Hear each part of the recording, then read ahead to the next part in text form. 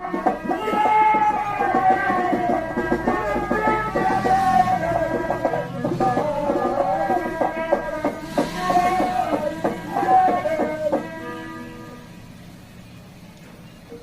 लोक संगीत में जो स्थान गायक के रूप में पंडित लक्ष्मीचंद का है, वो किसी और का नहीं है। लक्ष्मीचंद को सांग गायकी का उस्ताद माना जाता है।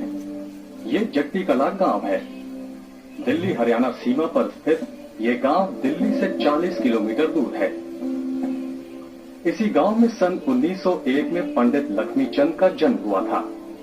उनके गुरु का नाम मान सिंह था और वो अनपढ़ और अंधे थे, किंतु उन्हें राग रागनियों की गहरी समझ और गायकी की अद्भुत प्रतिभा थी। लक्ष्मीचंद ने एक सच्चे शिष्य के रूप में अपने गुरु की भरपूर सेवा की और राग रागनियां सीखी। सन 1945 में मात्र 44 वर्ष की आयु में लक्ष्मीचंद का देहांत हो गया। जट्टी कला गांव की इस गली में ये लक्ष्मीचंद का घर है। पहले ये घर ऐसा नहीं था। उनके बेटे पंडित तुलेराम ने इसकी काया पलट की है। तुलेराम इस समय सांग गायकी के जाने माने कलाकार हैं। संगीत नाटक अकादमी पुरस्कार से सम्मानित पंडित तुलेराम बताते हैं कि पिता की गायकी से प्रभावित होकर उन्हें अंग्रेजों ने सिताराए हिंद की उपाधि प्रदान की थी। ये बात सन 1945 से पहले की है। उनका कहना है कि पंडित लक्ष्मीचंद ने 1000 से ज्यादा लोक धुनें बनाई और सैकड़ों रागनियां लिखी।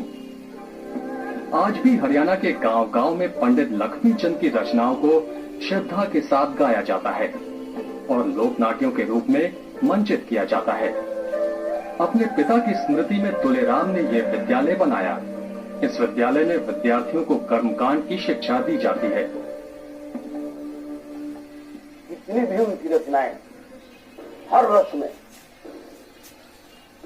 रस, करुण रस, वीर रस और दूसरे, और इतनी लोकप्रिय हुई कि मैं तो यही कहूंगा कि उन्होंने अपना जीवन सार्थक यूं समझा किसी तरह भाई हमारे देश के लोगों का सुधार हो, एक सच्चे मानव की उनको परीक्षा हो, पता लगे कि मानवता क्या है।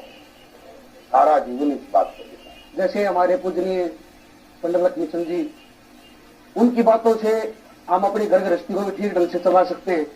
उन्होंने उदाहरण दिया है वीर मर्द का दुख सुख शामिल मतलब जी आन से, ऐसी उनकी बहुत रचनाएं हैं।